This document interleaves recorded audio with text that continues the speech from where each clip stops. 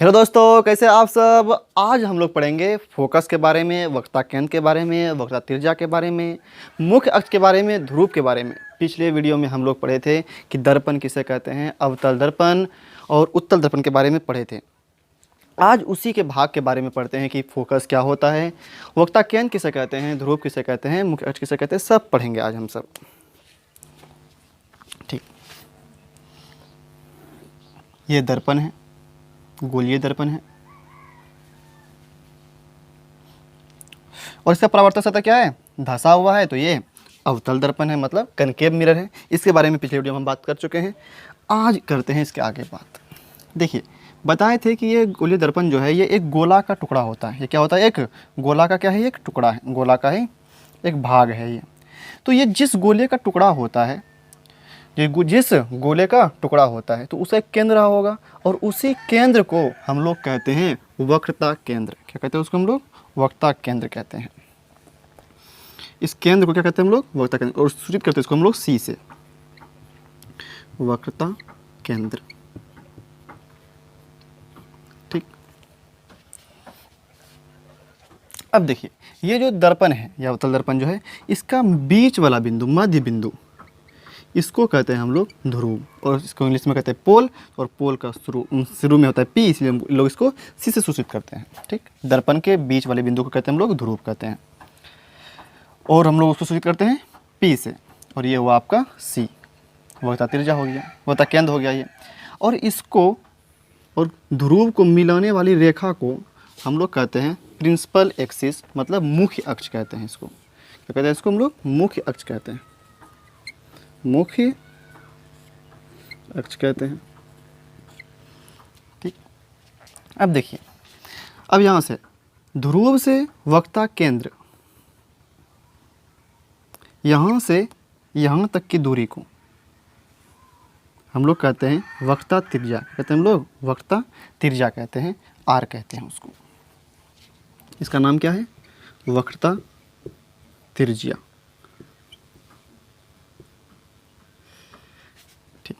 और भी बात है इसमें, सब शुरू से देखते हैं हम लोग।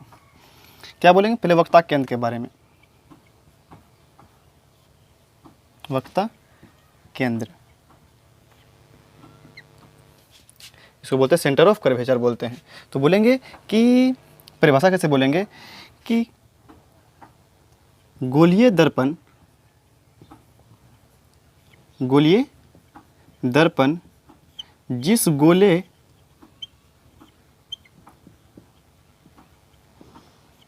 गोले का टुकड़ा होता है, टुकड़ा होता है,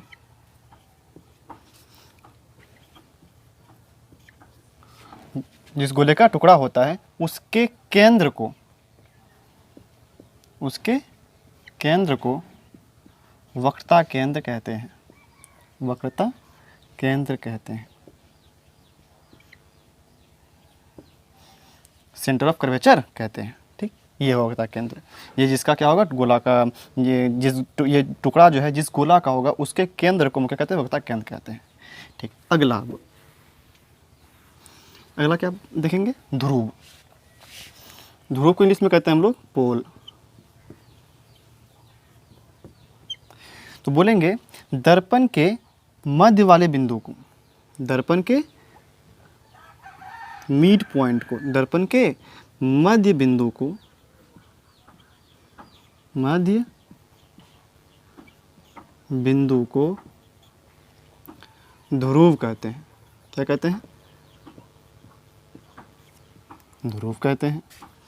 ठीक, और सूचित करते हैं हम लोग पी से सूचित करते हैं, और वक्रता केंद्र को सी से सूचित करते हैं हम लोग। ठीक, अगला देखते हैं, प्रिंसिपल एक्सिस, मुख्य अक्ष। ये मुख्य अक्ष है। तो बोलेंगे वक्रता केंद्र और ध्रुव को मिलाने वाली रेखा को वक्रता केंद्र और ध्रुव को मिलाने वाली रेखा को, ध्रुव को मिलाने वाली रेखा को मुख्य अक्ष कहते हैं, प्रिंसिपल एक्सिस कहते हैं।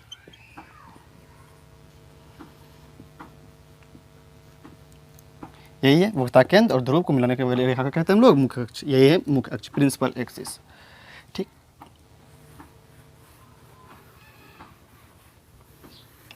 अब बात करते हैं ये वक्रता त्रिज्या का, रेडियस ऑफ कर्वेचर, वक्रता त्रिज्या, वक्रता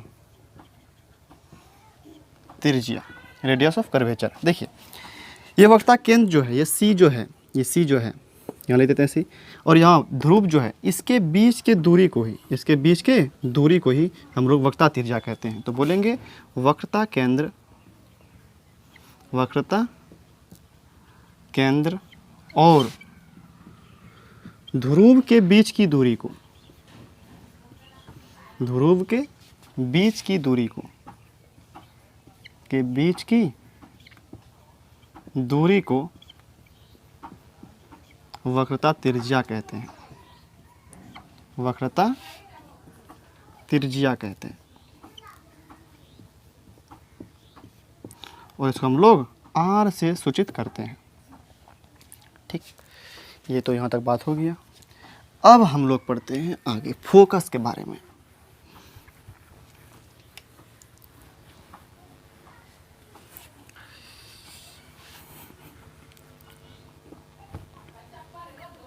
ठीक, देखिए फोकस को कहते हैं, मान लीजिए यहाँ से किरण आ रहा है, आपतित किरण है, ये आने वाली किरण क्या कहते हैं हम लोग, आपतित किरण कहते हैं।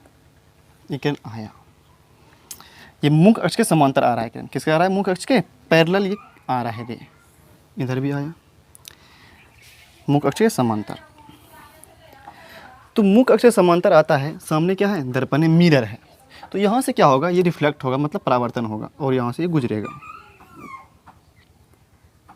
क्या होगा, ये यहाँ से गुजरेगा, इधर दे देते तीर। यहाँ से भी दर्पण मुख्य अक्ष के समांतर आ रहा है, दर्पण से परावर्तन होगा और ये यहाँ से गुजरेगा। इस बिंदु से अगर क्या होगा, ये गुजरेगा, गुजर रहा है। तो जिस बिंदु पे प्रिंसिपल एक्सिस जो है, ये मुख्य अक्ष जो है, जिस बिंदु से होकर गुजरता है उसी को हम लोग कहते हैं फोकस। क्या कहते हैं उसको हम लोग, फोकस कहते हैं। एफ, एफ मतलब क्या है, फोकस, बड़ी वाली एफ लिखते हैं, इसको हम लोग सूचित करते हैं एफ से, बड़ी वाली एफ से। एफ मतलब फोकस, हिंदी में भी फोकस ही होता है। तो इसका डिफिनेशन कैसे बोलेंगे, बोलेंगे कि मुख्य अक्ष के समांतर आने वाली सभी आपतित किरण दर्पण से परावर्तन के बाद मुख्य अक्ष के जिस बिंदु से होकर गुजरती है उस बिंदु को ही हम लोग फोकस कहते हैं।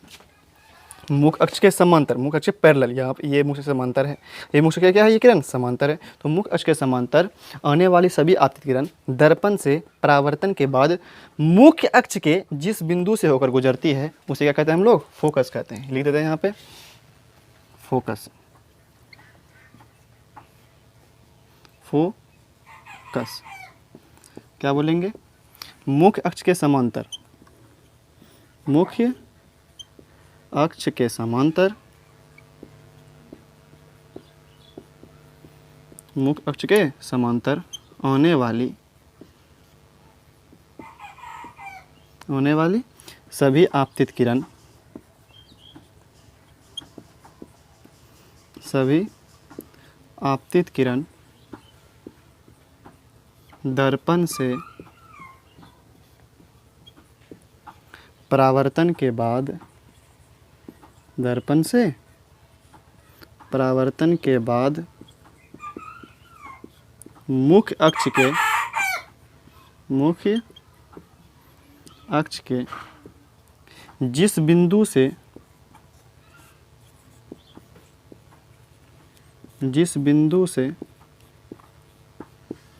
होकर गुजरती है या गुजरती हुई प्रतीत होती है, या गुजरती हुई प्रतीत होती है, ये हम अभी आपको बता रहे हैं क्या प्रतीत होती है। प्रतीत होती है उस बिंदु को ही फोकस कहते हैं। उस बिंदु को ही फोकस कहते हैं।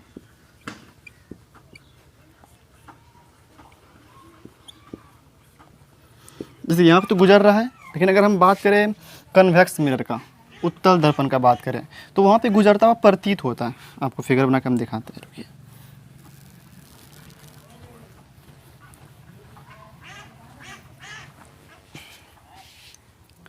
जैसे ये दर्पण है और इसका परावर्तक सतह जो है वो क्या है, उभरा हुआ है, मतलब ये उत्तल दर्पण है, कन्वेक्स मिरर है। तो ये हुआ मुख्य अक्ष, यहाँ पे केंद्र होगा, इधर क्योंकि ये इधर गोला बन रहा है तो इधर केंद्र होगा। आपतित किरण आ रहा है, आया, मुख्य समांतर आता है हमेशा, यहाँ पे भी आया, ठीक।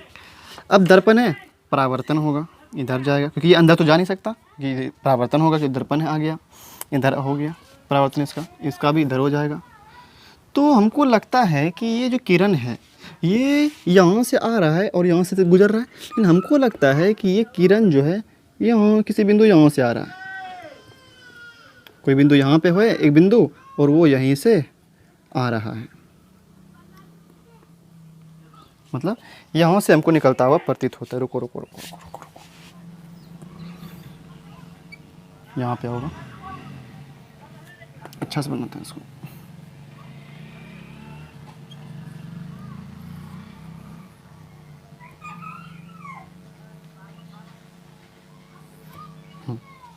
लेकिन हमको क्या लगता है, वास्तव में ये दर्पण यहाँ से टकरा के निकल जाता है यहाँ से, लेकिन हमको प्रतीत होता है कि नहीं, ये जो किरण आ रहा है वो किसी बिंदु यहाँ पे आ रहा है। तो जिस बिंदु से आते हुए प्रतीत होता है उस बिंदु को कहते हैं हम लोग फोकस कहते हैं, ठीक। ये तो हो गया फोकस। अगर बात करें कि ये दो ध्रुव है, अब बात करें यहाँ से यहाँ की दूरी को, यहाँ से यहाँ तक के दूरी को अगर बात करें तो इसको कहते हैं हम लोग फोकस दूरी, इंग्लिश में कहते हैं इसको फोकल लेंथ, फोकल लेंथ कहते हैं। तो बोलेंगे फोकस जिसको कहते हैं हम लोग, तो ध्रुव और फोकस के बीच की दूरी को क्या कहते हैं हम लोग, फोकस दूरी कहते हैं। आज यही तक नहीं देते हैं, फिर हम लोग कल पढ़ेंगे कि इनके बीच में जो संबंध है, यहाँ से यहाँ तक तो फोकस दूरी हो गया, और यहाँ से यहाँ तक दूरी जो होता है वो होता है वक्ता त्रिज्या। तो आर और माना गया है, माना क्या होता है कि ये जो फोकस है ये वक्ता केंद्र जो है, यहाँ से यहाँ तक जो दूरी है वक्ता त्रिज्या जो है, इसके बीच में होता है फोकस। ये क्या होता है, इसके बीच में फोकस होता है, मतलब यहाँ से यहाँ तक दूरी बराबर होगा, और ये दूरी क्या होगा, दोनों ये दूरी और ये दूरी क्या होता है, आपस में बराबर होता है। मतलब ये फोकस जो है वो त्रिज्या का आधा होता है, या अगर उल्टा शब्द में कहें हम तो त्रिज्या जो होता है वो फोकस का दुगुना होता है। तो कल हम लोग इसके बारे में प्रूफ भी देखेंगे कि वास्तव में ऐसा होता है या नहीं होता है। तो ये तो होता ही है, हम लोग इसको कल प्रूफ भी करेंगे, ठीक। यहीं तक नहीं देते आज। अगर वीडियो आपको ज़रा सा भी पसंद आया हो तो वीडियो को लाइक कर दीजिएगा और चैनल को सब्सक्राइब कर दीजिएगा।